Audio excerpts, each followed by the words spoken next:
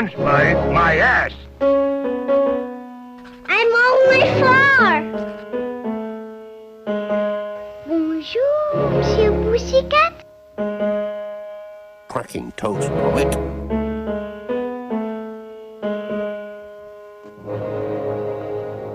Start spreading the news. Hello, everyone, and welcome to the short podcast about short films. I'm your host, and we are discussing the Academy Award for Best Animated Short. Today's episode is about the 98th Academy Awards, which celebrates the films of 2025. Today's guest is once again Christoph. Hello again, Christoph. Hello, and when I retire, I want to watch all the animated short nominees again. As do I. So once again, if those of you listening haven't already caught on, it's just like in this stagnant era of the podcast where all I really do with it is just catch up on the last year and then also make a Big Brother episode just for fun. We're just gonna have Christoph back on each year because he claimed all the future episodes in perpetuity.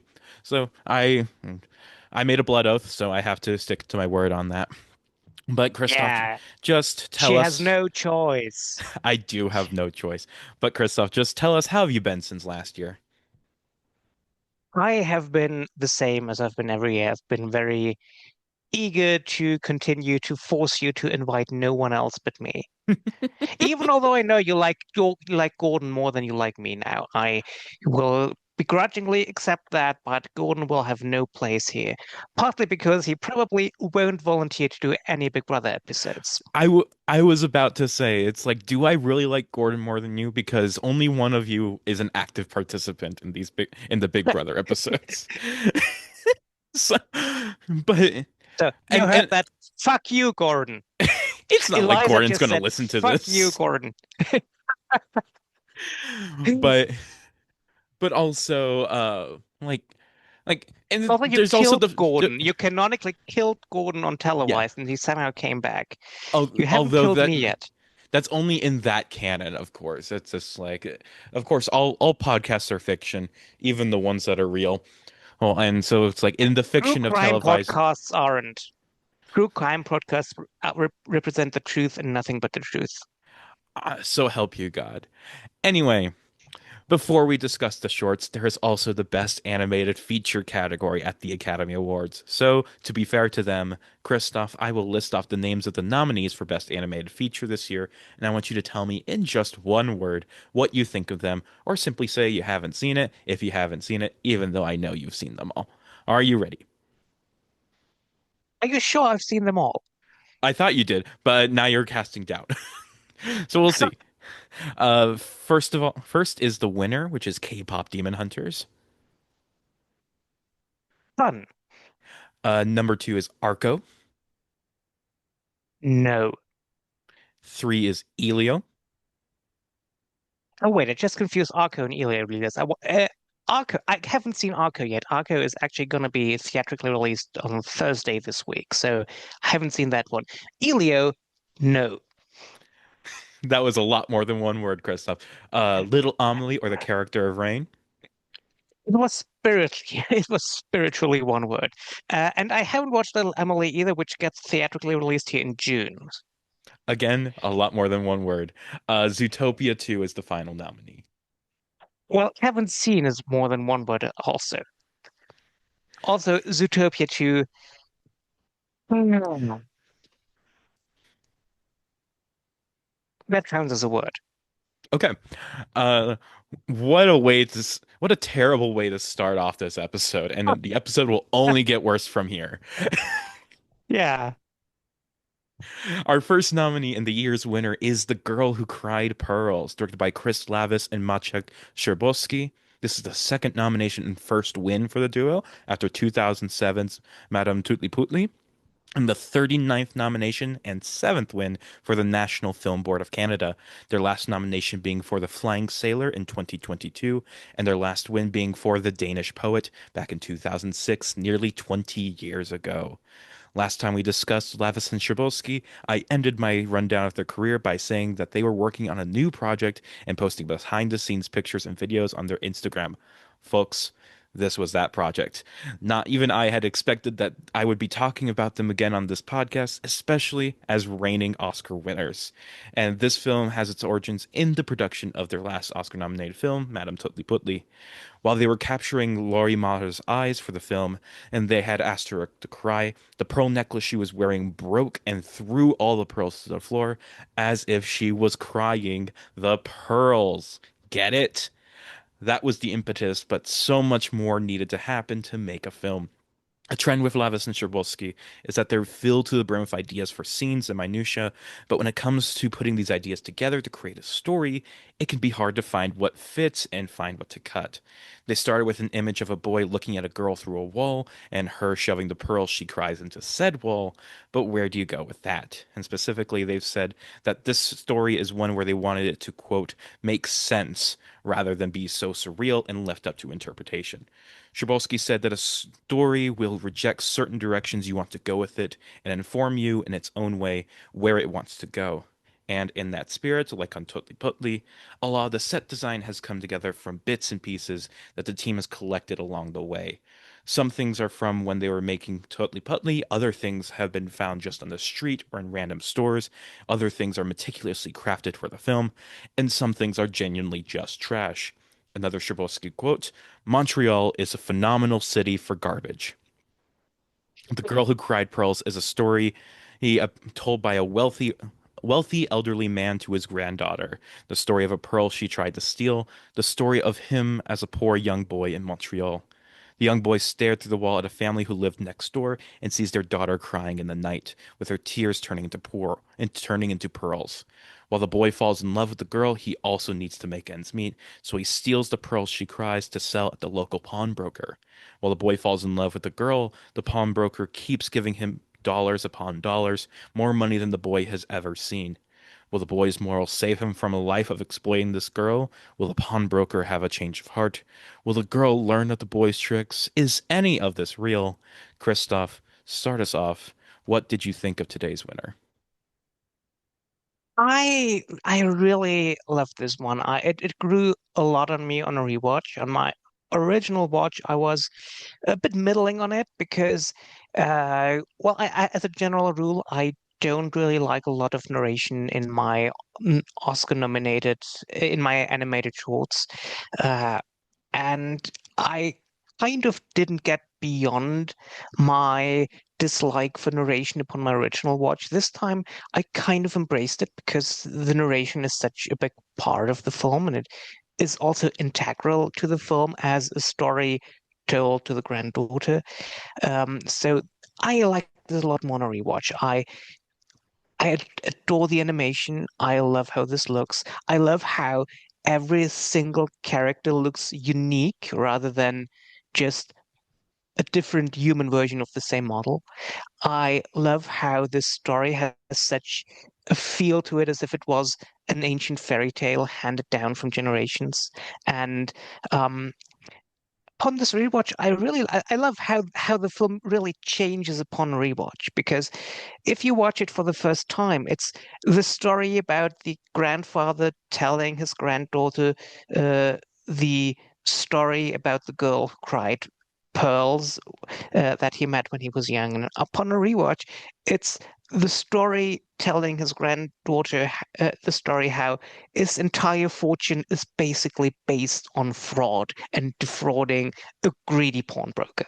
Um, this is uh, this is really a very good movie and a very good winner of the category. I wasn't enthusiastic rewatching it because I remembered it as this very wall-to-wall narration thing, but I really. I really fell a bit in love with it. Fell a bit in love with it on the rewatch. Yeah, I also like greatly adored this. In fact, if anything, I had kind of a reverse story to you where it's like on the first watch, I just immediately like fell in love with the fairy tale. However, on this one, I felt a bit more mellowed out by it, though still like I still love this film. I still love Lavis and Strabolski. And it's like and you mentioned like how it feels like a fairy tale that's been passed down for generations, and it's like It is that is one of the best parts about it, how it's able to capture that feeling, even though the story is just totally original.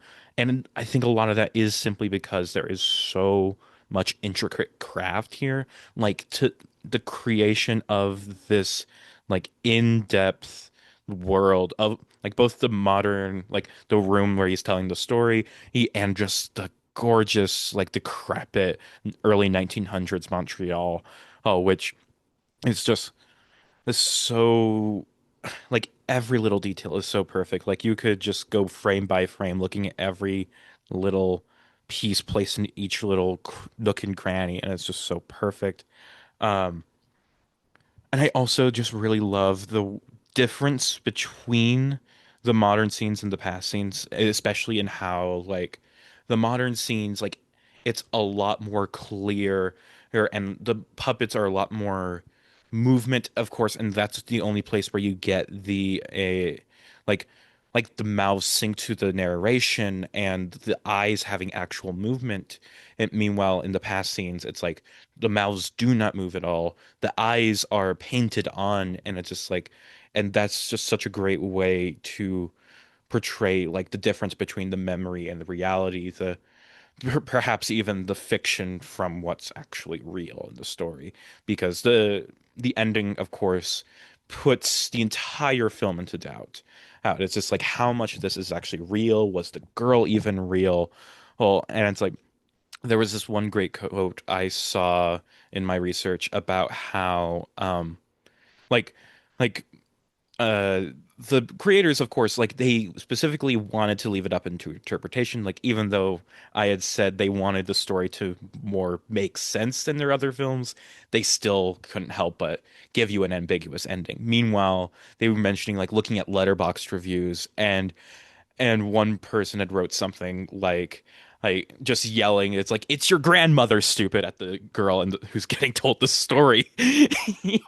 And it's just like, but it's just like that's just the beauty of it. It's just like it could be anything, and everything, every ending you could come up with adds its own little unique layer to the story itself. And it's just about finding, like, it's about both finding like which ending makes the most sense for you, both emotionally and narratively, but also just accepting the unknown.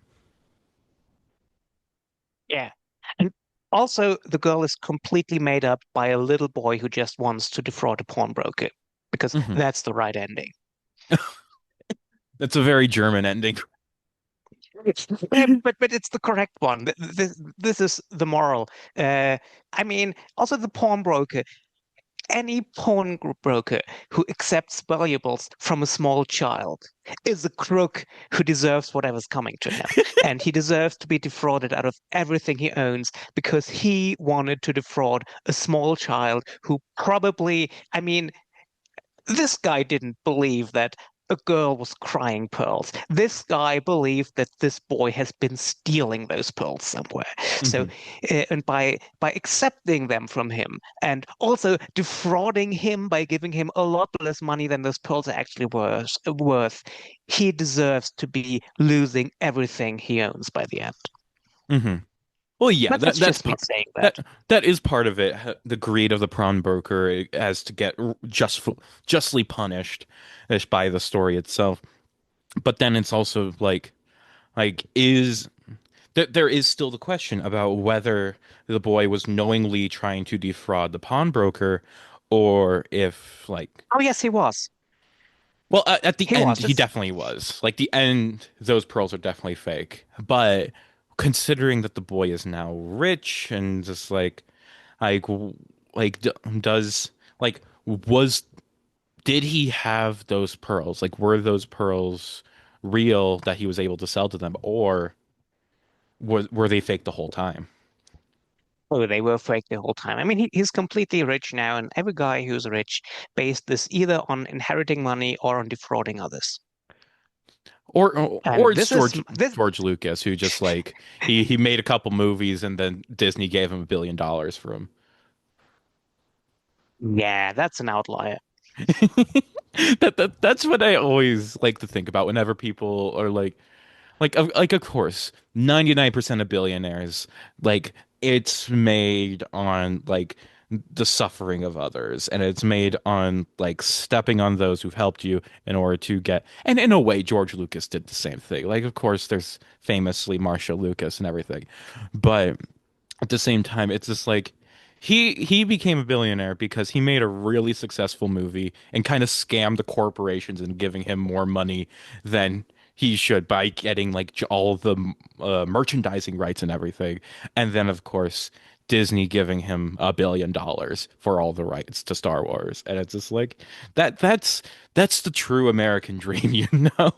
Tricking corporations into giving you money, even though I think we should get off our soapboxes now. this isn't a soapbox. This is just me praising George Lucas. If he did That's one also a thing bit right, both of us standing in our soapboxes and preaching into the world.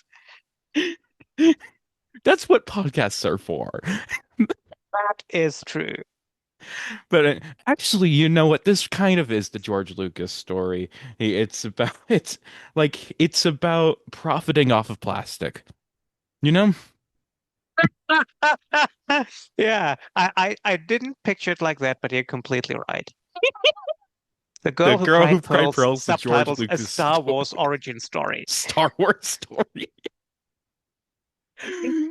That's perfect. Uh, that would be where I'd move on, but I just have one little tidbit. So I watched the Oscars in Canada when I was visiting my girlfriend, and in the theater when the Girl Who Cried Pearls won, I got so excited. Not just because like watching in a big like art house theater filled crowd anyway, and it's just like when this film won, I got excited not just because I know Maciek and Straczynski or not Lavis and Shaposky from their prior work, and I also really loved the film, but it was because I was in Canada, and it's like this is National Film Board, or it's like everybody should be going crazy right now. But of course, these people don't know who made the shorts. They don't. They probably didn't even watch most of them. However, during their speech, of course, they do mention National Film Board, NFB, and I hear like a few scattered applauses because, of course, there's this is a crowd of film people. Some of them must surely know NFB, but then the second they mention Montreal, whole theater erupts. It's like, yeah, that's Canada. Go Canada. It's just, it was such a surreal experience knowing that's like everyone here should be excited, but they just don't know it yet until they mention it. Anyway, just a fun little story. Our second nominee is Butterfly, also called Papillon, directed by Florence Mio. This is the first nomination in this category for both Mio and producer Ron Dyens. However, Dyens was previously nominated for Best Animated Feature and won last year for the film Flow. Mia's art is that of paint on canvas and thus is the medium she always animates in spite of the struggles it creates. We've discussed on the show many times how doing these animations with paint, needing to redraw the whole frame each and every time, is a lot more draining and time consuming, but often creates an incredibly striking image when done right. Her career in film began in 1991 with the film Mum, and from there became a prestigious French animator, winning awards at the Césars, Cannes, and Annecy. For this film, it is based around the story of Alfred Nakash, a French Jewish swimmer who survived the Holocaust, with whom Miel has some direct connection. His brother, her William, taught Florence to swim when she was young, and her father knew Alfred personally during World War II. The immediate story Mia wanted to tell was of Nakash's last swim, as he died during his daily swim in the Mediterranean Sea, and from there conjured up memories to fill his final moments. Those of his childhood, finding love, his swimming career, his time at the camps, each one give it its own color palette. And the thing is, considering the form with which the short was created, it was made relatively quickly. From start to finish, the production took only a year. Anyway, first, I have a little bit of grievance to air. I told you about this, Christoph. Uh, and this is going to come up throughout the episode, but this was one of the most frustrating episodes to research for, simply because so many of these interviews were so boring in very unique ways. For this one, I read like 5 or 6 different interviews, and each and every one had the exact, nearly identical questions with nearly identical answers from Miel. It's all just about just like what's your personal connection? Like why tell a story about Nakash? And then does the story have anything to do with the modern day? And it's just like all these same basic questions and the same basic answers from Miel because of course it's the same question. She just has to give the same answers. And it was just so frustrating trying to fill out this paragraph. It's just like I I could barely find any history about her life. I had to go to the French Wikipedia page, which still had nothing. But it was enough to actually give this a couple more sentences at least. Anyway, the film itself, I just had to do that tangent. The film itself is good. It's fine. It's a typical kind of, it's not Oscar bait because no animated short is really Oscar bait here, but it just kind of feels like a billion films I've seen before that try to tackle a story about the Holocaust, but then it tells the story through the memories of the person told through their last moments and it's like goes through their childhood, goes through love, goes through the great successes and the great traumas of their life. And it's all about just how rich of a life they've led. And it's like, oh, the animation is gorgeous, isn't it? And the use of color really is. I don't think the style, the Chagall-esque style, is the most stunning thing. Like it's of course impressive technically, but it's like I wasn't floored by the animation. But maybe I was just bitter after having to research and finding nothing of interest when it came to this film. I don't know. I still liked it. It's still a good short, but in contrast to how everybody was talking about this in the lead up to the Oscars, calling it the shoe-in to win because it's such a great short and a great story, and it's just like I just didn't see it as a truly exceptional work. It's good. It's it's good to show in a film school if you need to show an animated short there, but there's also better things. I'm sorry, I'm bitter. What about you, Christoph? Um, well, it's true that it looks gorgeous. You said Chagall. I think I would say Gauguin because I was a bit reminded of his South paintings. Every frame looks like a Gauguin painting. Um, the thing about Butterfly for me is when I first watched it, I had no idea in advance what it is about. So I didn't know that this is basically biopic in animated short form. And I really loved those atmospheric shots of the guy swimming, but I Hmm. was a bit confused when it all started to get into competitive swimming and when there suddenly was a swastika on the screen and we're at the Berlin Olympics. On my first watch, I paused at that moment and looked up what this actually is about. Um, Knowing it is a biopic, I probably like it a bit less than I originally did because it almost feels like the biopic is intruding into the gorgeously animated piece about the guy who is so much defined by how good of a swimmer he is. And I appreciate you don't want to make a biopic about his in the traditional way, but I feel a bit like the style is at odds with the story here. And it needs to explain what it is in title cards at the end to really uh, tell you what you've actually been watching here.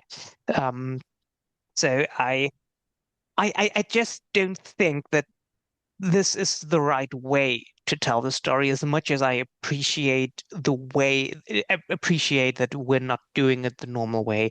That being said, I think this is the most gorgeous looking here. I think this looks even more gorgeous than a Girl Cried Tears. So on a purely visual level, I really love this. I just don't feel it's really a whole that's working on its own if you put story and form together.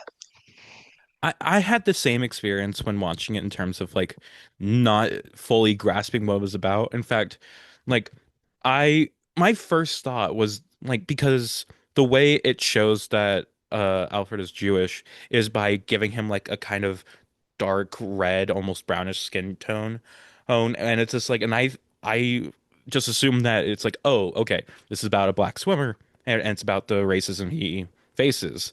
But then it's like when it gets to the Berlin stuff, everybody's just talking about how he's Jewish, and it's just like, wait, is like I didn't think that's what they were going to be mad at him for. And but then it's just like as it goes on, it's just like, and then it's like when I went to look up Alfred, it's just like, oh, he's a white guy. It was just it just completely threw me off. It didn't I didn't clock that like that was a visual metaphor until after I had looked up the guy, and it was just like, oh, that's not how he looks. And also at the end, near the end of the film, there is a black character, and it almost looks like a very racist caricature of a black person. It's just like it was very like off-putting. It's just like I just this film has just such weird vibes throughout. Like especially if you go in not knowing like what it's actually about. Oh, it's just that is a failing of the film, like you were saying. It's just like if I need to like Google who it is, or if you need to put title cards at the end to explain like this is this guy's life story, it's like I feel like you have failed partially in terms of like telling this guy's story through the animated medium through this short, or and it's just like do better. Like it feels bad to say, considering it's like this was, this is still somebody's passion project. This is still somebody put a year of work into, and I'm just like kind of throwing it aside. But still, it's just like there was more to be done here, and it's just like it feels like it's lacking in many ways. And I feel bad for saying that. Any other thoughts? We're speeding through this. We're speeding through this, but I mean, what I thought in advance is just a slight tangent here about this entire lineup doesn't really excite me because there's no film I feel really passionate about, but it's also no film I absolutely hate and would love to rant about. I mean, I would give a lot for War is Over based on the Something Something by John and Yoko, because at least I would have a great rant about it. Um, there's not really any of this here. And I think for once, I would think maybe we should have scrapped this altogether and just done a podcast about the live action lineup instead, because I really love the live action lineup this year. They nominated my number one, number two, number three, and number four movie from the shortlist, plus the number eight movie. So great choices by the Academy, and they tied the win between my number one and my number two movie, which is pretty much perfect. But we have decided to make animated short our thing, so here we are. But still, this is so this is probably a reason why we're speeding through these so much, as there's nothing really exciting, nothing in either way really exciting here. Hmm. On that note, everybody should please watch Two People Exchanging Saliva. That is one of my favorite movies of the year. It is so It's fucking good. great. Don't watch It's The absolutely Singers. It's great. boring. It's whatever. Don't listen to It's also Kristoff. great. Uh, and It's also great. I mean, you should love the singers because it's just people singing, and you love you were music saying breaks. that the thing is, it's like, well, it's not just people singing. There is like 7 minutes of people just talking about potentially singing at some point, right? And then the people singing aren't even that good. And it's just like, and the song isn't even that catchy. It's just like it just felt way too slow and measured for what I was kind of hoping Maybe would you be should rewatch it. Maybe you will love it on a a more rewatch. exciting one. Maybe I would. I don't know, but I don't really care to. And I don't have a podcast that tells me I need to rewatch it. So that's for Well, sometime in the future. you have a podcast that is officially dedicated to short films, not just animated short films. I Just know, saying. technically, but also I'm not gonna do that. Uh, this podcast had far too lofty ambitions than I was prepared for, and even as I finished the animated shorts, I was like, "Oh, I'm definitely gonna do more with this," and then I didn't. I got lazy. But whatever. I'm still doing this. I'm happy. I'm still keeping up on this. Same. Uh, Where was I? Oh, it's time for another short. Our third short is Forever Green, directed by Nathan Englehart and Jeremy Spears. This is the first and so far only nomination for both Englehart and Spears, both of whom earned their careers at Disney. Englehart as an animator and animation supervisor, Spears as a story artist. The film has its origins with Englehart wanting to make a movie about a tree. When he started working with Spears on the idea, Spears brought in the cute bear, as well as the idea for the wood carving style, as Spears himself is a wood carver. There was even a point when Spears even wanted to do the whole film as wood carvings, but Englehart shot it down because that would, of course, take a very long time. Instead, they leaned on what they've learned at Disney, and that's just using CG instead.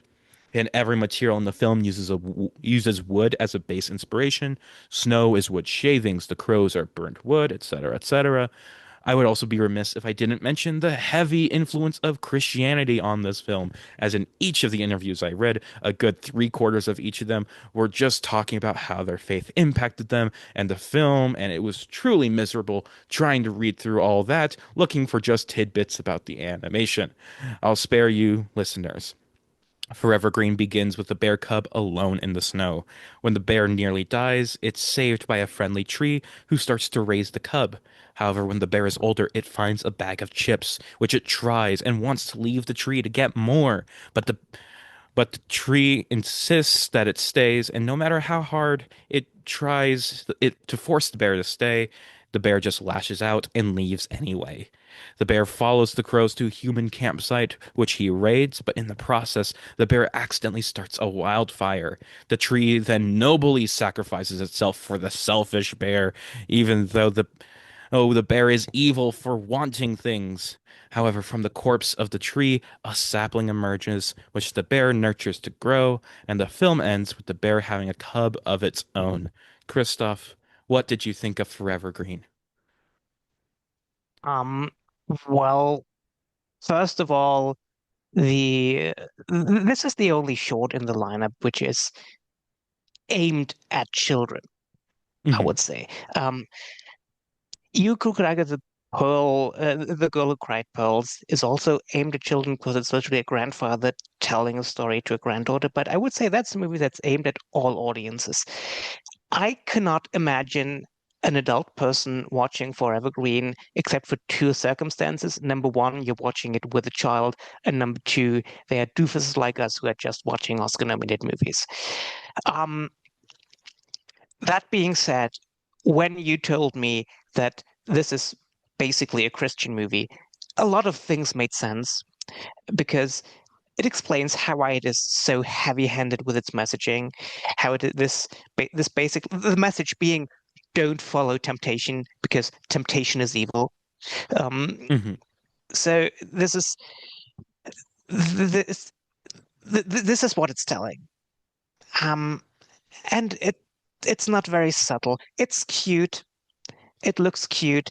The animation is a bit boxy. All the characters are a bit boxy, but it is very cute moments. Uh, like the cup protecting the small tree and shooing away these hedgehogs or whatever they are meant to be. Um, it's but it's so the one thing is don't follow temptation because temptation is evil. This might be the first movie in film history where the main villain is a bag of chips. And also, there's a scene later when the tree rescues the bear. I'm not sure if they actually used Gandalf as a template, Gandalf falling down the abyss, but I really expected the tree to shout, "Run, you fools!" just Fly, you just because it fools. reminded me so much. But Fly, you Fly, fools. you fools! Sorry. I'm not that much into the Lord of the Rings, as you can see. Yeah, it also praises sacrificing your own life for a friend, which I'm not sure if that is the main message I would send to children, that it's good to sacrifice your own life. But yeah, it is what it is. It looks cute. It looks very cute. It has its entertaining moments, but it's very heavy-handed. Yeah, like it, you were talking about like the different messages. My reading of like the main message is that you should just endlessly shelter your children until they like grow up to resent you, and then watch them lash out and crash out so badly that they almost die. And then that's when you save them, and then showing that they are useless without you because you two are rooted in your old ways and want them to be as staid as you. Like that feels like the main message of this movie because it's just like the way it just feels truly like it was made by somebody who homeschools their kids. And I mean that in the Yes. most negative way Yes. possible. Yes. And Exactly. it's just, and like I didn't like this movie on a first watch. Like it just seemed like the most generic kind of animated movie. And it's just like, and reading these interviews, not even just because like this is so heavily a Christian movie, but just because that the two people who made this have so little thought about like the film that they made. Hey, it's just like they have no creative inspirations, and it's just them making something like they would make at Disney. Yeah, it's like the only creative idea that's here is, yeah, let's make it look like wood. And that's it. That's the only thing. And it's just, and I I I hate this more the more I have to talk about it on this. It's just the more I'm thinking, it's just like, God, I wish I had was talking about anything else. I wish I was talking about fucking Snow Bear because at least that seems like an actual passion project. This seems like the most corporate passion project you could fucking make. Like, it's so nothing. It's just so nothing. It's just a fucking bear in a tree, which we've seen a billion of those in movies. And it's just like, make something more original, please. I'm begging you. I said pretty much nothing there, but it's just like, I just hate this.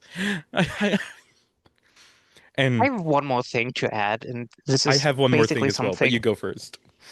This is basically something I already said in my original Letterboxd review, but one of the first things that catches on fire, because main event is the huge forest fire. One of the first things that catches on fire is an ear of corn, and the film has an ear of corn catching fire, and it doesn't make a popcorn joke, which is rule number one. If corn catches fire, make a popcorn Exactly. joke, and it doesn't follow that. Because it's a serious moment because the corn is on. Actually, no, it would have been better if it did because the corn would be popping and then the fire spreads all over. It's like that is so Yeah. easy. That's so simple. They didn't think of that. Oh my God. The thing I wanted to bring up is the thing I sent you, which was one of the funniest questions I've seen in any of these animated short interviews, which is animated shorts featuring animals have a good track record at the Oscars. In the past 3 years, In the Shadow of the Cypress, War is Over, inspired by the music of John and Yoko, and The Boy, the Mole, the Fox, and the Horse won. All had at least one animal. With that in mind, are you feeling good about your Oscar odds? Just the most inane way to talk about like I always think it's annoying as in general just asking people like do you think you're gonna win and like like just asking them about the Oscars when it's like they're probably more interested in talking about the shorts, but to frame it as yeah animals are have a pretty good track record. It's just like that that's the main thing that the last three winners have in common, though the film about the father-daughter trauma as told through a whale, the fucking World War I short, and the boy, the mole, the fox, the horse. Yeah, they all have an animal in it. I And, mean, and it's such bad luck that every single film has an animal in it. There's a dog in The Girl Who Cried Tears. Uh, the girl who we cried see tears. yeah, there's a dog. It's not very prominent, but there are guys who turn into dolphins in Yeah, Butterfly. and it's of course The called Three Sisters Butterfly. has yeah, the Three Sisters have very prominent seagulls, and Retirement Plan A dog, a has a cat, dog and a and a cat. fish. And and a fish and what was the and turtle a thing? terrapin. T- Terrapin. t- t- t- Yeah. So it has a lot of animals. So Hmm. maybe it's just bad luck that all of them had animals in it. Yeah, and I was just thinking as well, just as like, you know, you say that they all have animals, but you know what they also have? They all have people. And in fact, most of them have more people than animals. Like outside of Boy Mo Fox Horse, which famously has the 3-to-1 ratio of animals to people, but it's just like in the Shadow of Cypress, two people. War is over, lots of people. There's just the one bird. Heard windshield wiper, only people. If anything happens, I love you. Only people. Hair love, just two people in that one. Bow, it's got people and food, but no animals. Deer basketball, just one guy. You would need to go all the way back to Piper before you find a short that exclusively features animals. That one. And You're right. Even the crunch bird is outnumbered by the people in the shorts. exactly. Although, although the crunch bird still very animal centric, and it Exactly. shows you animals are great and win your Oscars, especially if you're the crunch bird.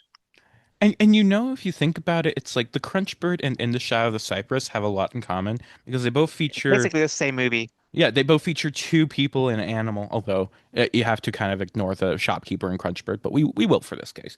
And it's like yeah, it's just about two people like who have a very strained relationship and how an animal comes into their life and helps them perhaps mend that. Or like really, crunches them together if in a sense, you know? You know? Yeah. Well, Forevergreen my ass. Let's go on. Forevergreen, my ass. Our fourth nominee is Retirement Plan, directed by John Kelly. This is Kelly's and producer Andrew Freeman's first Oscar nominations. John Kelly started his creative career as a young boy, drawing comics in his free time and often posting them online. His first taste of success came when a Hollywood screenwriter genuinely contacted Kelly to option one of his comics about a crime-fighting leprechaun for a feature film. Kelly agreed and got a contract from a producer to sign the rights over her. And even though that film never got made, unfortunately, it did inspire his creative career. And from there, he studied animation at the Royal College of Art in London and lives and works in Ireland. While he's been animating for around 20 years at this point, it's hard to really find too much about Kelly's career before Retirement Plan. All I can seem to find is that in 2007, he animated a promo film for United Nations and got to work directly with George Clooney on it, which good for him. He was like 27 at the time, and you get to work with George Clooney. That's a pretty high peak. But let's just focus on the nominee at hand. Retirement Plan originated from largely Kelly himself, his own fears and uncertainties and indecision about his life as a 45-year-old, and imagining that same mindset continuing long into his retirement. He says making lists helps him keep track of things, and thus our character is making a list of what he wants to do when he's retired. Another way to look at it is a panic attack in film form, except funny. The film is animated in a very simplistic 2D style, which Kelly owes to a past in graphic design, emphasizing how simplicity can often evoke than more than intricate animation, though it also helps make the quick shot editing style flow a lot easier. When you have 100 different scenes you need to make, it's best to keep things simple. When it came to getting famed Irish actor Domhnall Gleeson on the project, it was as simple as just shooting his agent an email about it, accompanied with a personalized video message. Gleeson apparently quickly took to the project, and took pride in helping the film be the best it can be. One story Kelly likes to note is about how the film originally ended with the main character being reincarnated as a dog, and Gleeson tactfully suggested to cut off that ending and leave it more open and profound. Kelly believes this was the right choice. I do not. Retirement Plan is simply It would have won if it had more dog in it, because the Academy exactly, loves animals. exactly. Retirement Plan is simply a man listing off his retirement to-do list, doing things he's always wanted to do but never had the time, learning things he's never learned, and enjoying the small joys of life before the time disappears. I really love this one.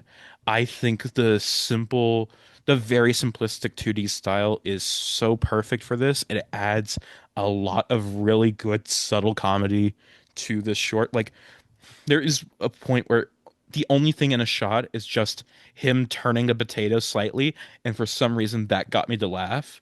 And it's just this film is structured like so quickly, and it's like it moves so quickly that and it has so many like just not subtle jokes, but just like jokes that you don't really realize in jokes until the moment has already passed. And you're laughing at the last joke while the next joke is being set up. But also, it's not all funny. It's got some really genuinely like profound and somewhat sad moments. And it's all just it moves so quickly and but it's also like it's the exact right pace to just keep everything like you'd think like not being able to really stew on any one emotion like is a bad thing for a film. Like it doesn't let you like really revel in anything, but at the same time, it's like it it proves the film's point where it's about how like life is moving too fast, and it's like you just have to do anything you can and while you have the time here. So it's like laugh at while you can, cry while you can. It's just like the film's gonna end soon, so just enjoy what you can while you can because you can't experience it all in one viewing. Yeah. I mean, this is really a beautiful, it's a simple but very beautiful. And when I watched it for the first time, I was a bit wary because I kept dreading what I thought was the inevitable ending of the guy saying, but now I'm too old and I can't do any of those. So I was hoping for, not hoping, I was dreading an obvious ending of the live your life while it's now and don't procrastinate. And it doesn't do that. It's just a guy listing things he wants to do. And it's not those great aspirational things most of the time. It's just like, I want to answer all the emails that I flagged, and I want to learn one piece of music play very well. Um, and it's it's very simple, but it's beautiful in its simplicity, and it manages to be funny, but also profound in its moments. Like I will good at saying yes, and I will get better at saying no. This could come off as very wishy-washy, superficial, but it manages to combine that with its animation that it works very well. But it also, I must say, probably the best asset of the movie is Donald Gleason. I Yes. love his narration so much. Um, Probably my favorite 3 seconds of all these films. My favorite 3 seconds is Donald Gleason saying Rubenstein's revenge when talking about juggling tricks. This is in I love his accent while he's speaking here. It's it's very beautiful. It's really beautiful. hmm It and even in like some of those profound moments, like when like the thing you said where it's like I will become good at saying yes and become better at saying no.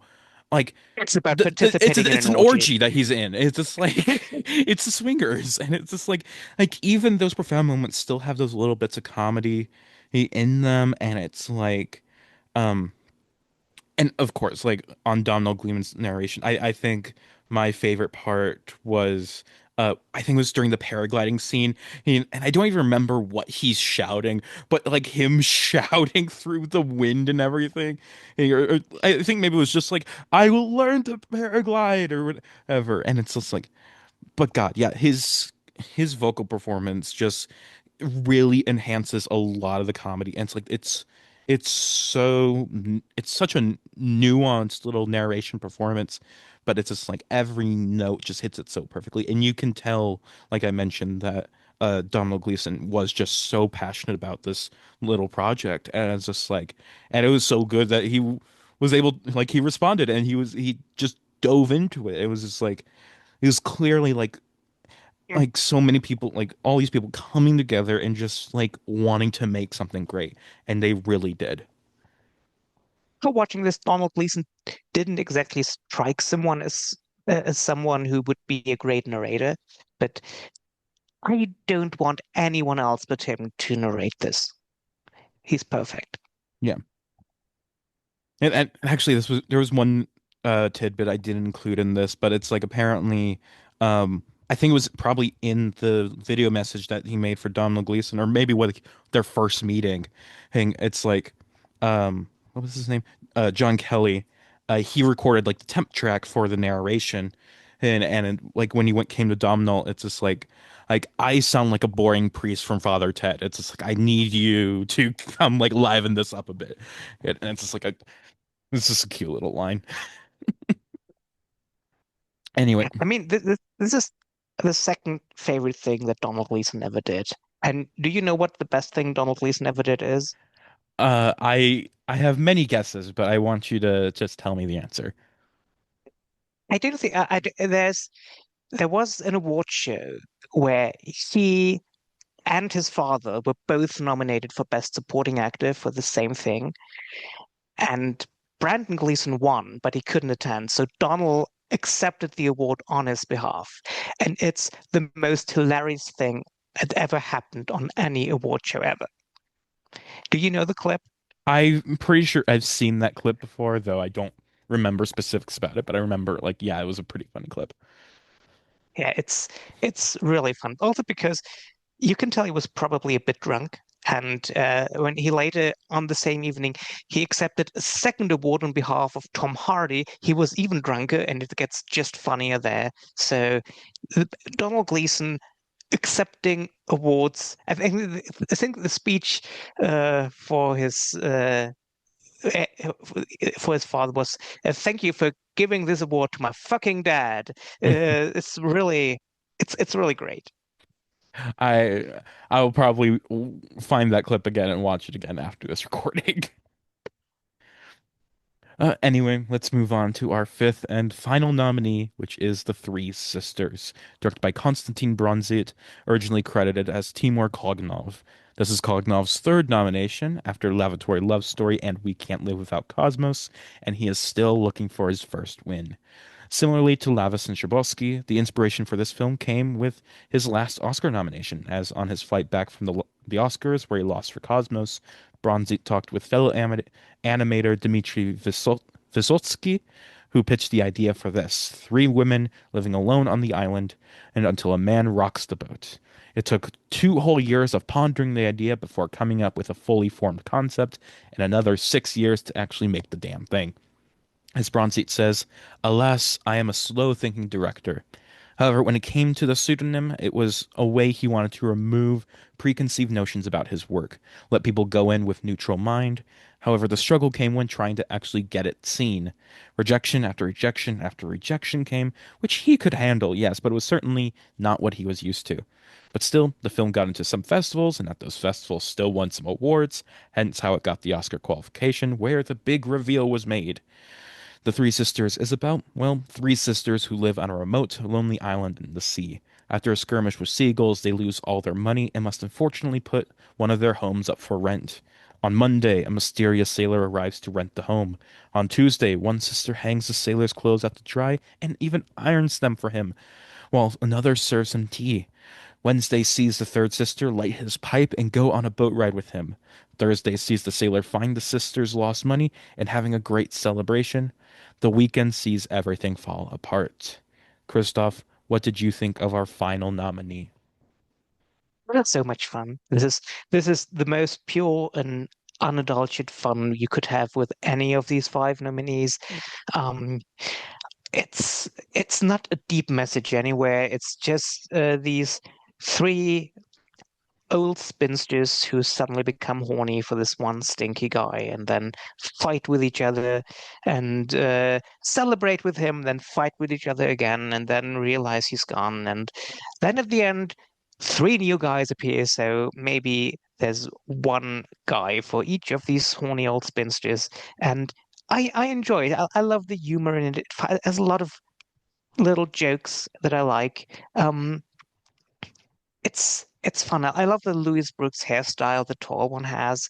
How they all change their appearance for him, and suddenly what one puts on a dotted dress and takes off her headscarf to reveal bright red hair. Uh, one is suddenly a blonde with a dress, and there's Louis Brooks with lipstick. It's fun. I enjoy this. There's not much depth to it, but I enjoy it. Hmm. Like I I think I kind of fell victim to uh Konstantin Bronzit's or I proved his point with the fact that he put a pseudonym on this film because by the time I watched this I'd learned that like oh it was Bronzit's film but he put under a pseudonym him and then when I watched it I was like oh wow like I usually love Bronzit's films but this is kind of disappointing. It's like it felt more like a Mark Baker or short film than and Bronzy. And it's just like, and I didn't like it as much. But on this watch, I was like, I liked it a little bit more. Like it, you're right. Like I, like I thought it was fine. And it's like you're right that it is just kind of a simple short, and it's just like, and I don't hate it for that. But at the same time, it's just like I just didn't ever really laugh at anything. It's just like it's fine. It's a fine short. Although I was so shocked seeing how like near unanimously hated this is on Letterboxd. Like of That's insane. Yeah. like it has a 2.6 average rating, which I checked is the second lowest nominee of any animated short nominee above only Sunday in New York, or which is just wild.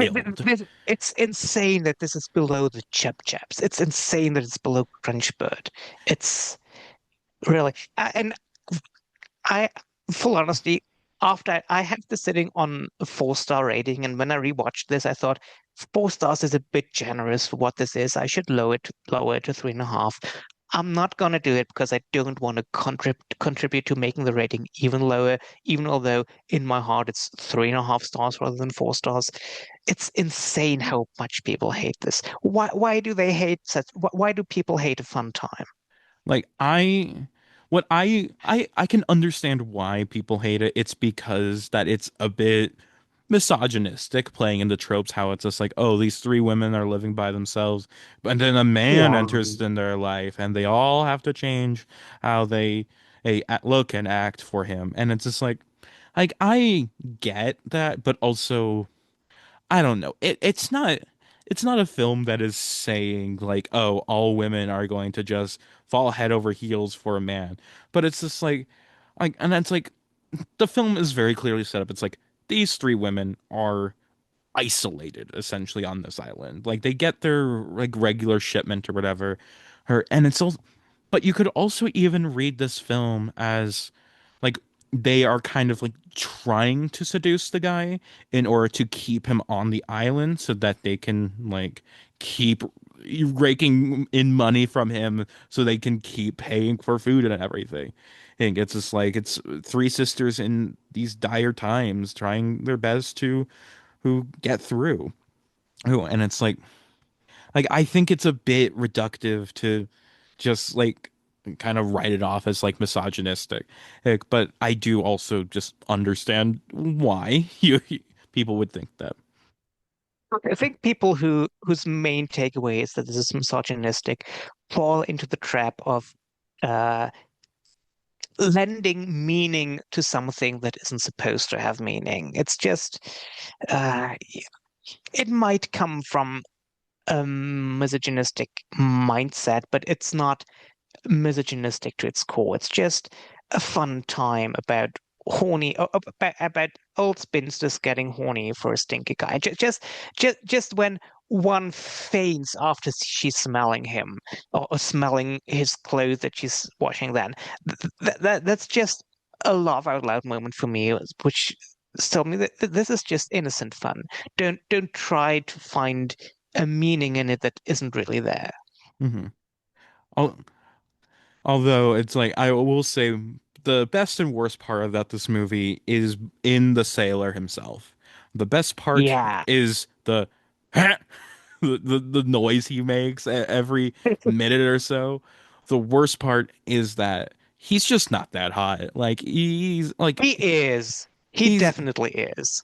he's just kind of ugly. Like I don't He's an acquired taste. he definitely is, and it's just like, but the fact that he's not even that hot, it's like that is perhaps more of a reason that it's definitely not, or it's less misogynistic that way. The fact that he's not hot, it more emphasizes the kind of isolation, desperateness, and perhaps even like how like a lot of this could be seen as just a front If he to. was more conventionally hard, it would be a worse film. Mhm. But exactly, like if he was Hot Frosty, it'd be over. Like it'd just be 0 out of Yeah. 10. Just terrible movie. Although now that I pitched that, just like putting like live action Hot Frosty on this island, it just I kind of want to see that now. I'm sorry. I just thought of Hot Frosty and I had to laugh. And Don't we all have to think of Hot Frosty every now and then? we all have to remember Hot Frosty exists and be thankful for the lives we led that made that happen. Um, I do have another thing I want to say, which is another complaint about the interviews, which is one of the perhaps unintended consequences of Konstantin Bronzit's experiment by posting this under a pseudonym, um, is the fact that all the interviews can only talk about the fact that he uh, debuted the short with a pseudonym. Like that is the majority of the conversation, and so I got the pleasant I got to hear just him say the exact same thing over and over again about how like it was a way to like remove the bias, whether positive or negative, against him in order to like get the film seen without the knowledge of Konstantin Bronzitz like clouding your judgment. And it's just like I get it, dude. And I just like, can we talk about anything else, please? Which I know they can't because the interviewers are bad at their job and just repeat the same questions over and over and over again. And it's just like, it's frustrating. The animated short journalism industry is falling apart, right? And it's been falling apart ever since they let Jackson fucking Murphy do interviews. Fuck you, Lights Camera Jackson. You are a terrible interviewer, and I hate having to read your articles every single year. Please just give up. You're not a child anymore. You're a grown man. Find a real job.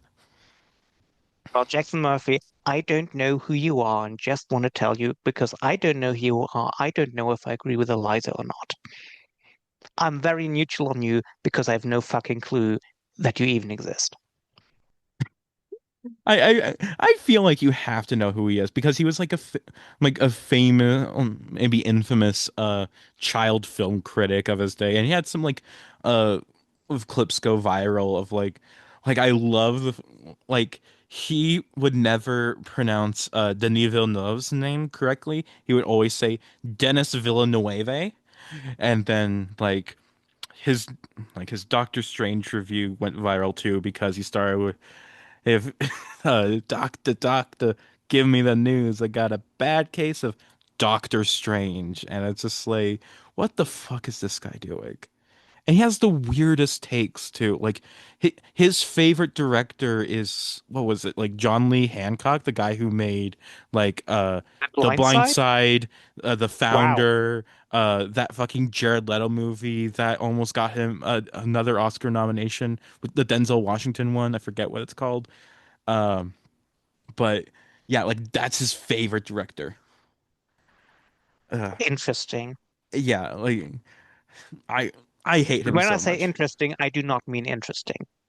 Yes, I use interesting very much as a euphemism here. a euphemism for what? Have a guess. Now that we've gone through and talked about the five nominees, let's rank them all. Christoph, start us off with your number five. Forevergreen, obviously. Obviously, my number five is also Forevergreen. Bad film. No one should watch it. The director should be ashamed. Number four. My number four is Butterfly because I really love the animation. I don't think it matches the story it's telling. My number four is actually The Three Sisters, which I know disappoints you. And even though I did like it more on this rewatch, it's still just kind of pales in comparison. Number three. This might surprise you to hear, but my number three is actually The Three Sisters because I really love it. I enjoy it, and I'm not going to change that four-star rating it's sitting on because I don't want to lower its rating overall. But the other two are giving me more than just entertaining me. That would have surprised me if I didn't listen to your conversation that you had just now. Uh, my my number three is Butterfly. We're kind of matching up here. What's your number two? My number two is Retirement Plan. It's very beautiful. It's simple, but it's beautiful, and Donald Gleason is doing a great job here. Uh, but it's a it, I hesitated between number one and two, but I finally put Retirement Plan on number two. My number two, I didn't expect to be my number two. It was The Girl Who Cried Pearls.